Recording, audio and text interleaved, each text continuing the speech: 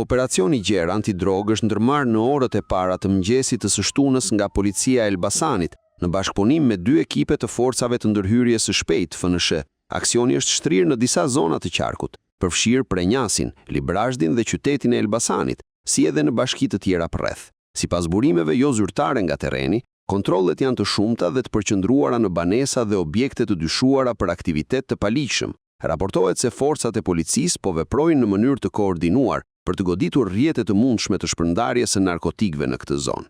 Mësohet se me vendim të gjykatës janë lëshuar rreth 20 urdhër kontrolle për banesa, ndërsa janë ndërmarrë edhe masa ndalimi ndaj disa personave të dyshuar. Operacioni vijon ende dhe pritet që në orët në vijim, policia e shtetit të japë një njoftim zyrtar me detaje të plota mbi rezultatet.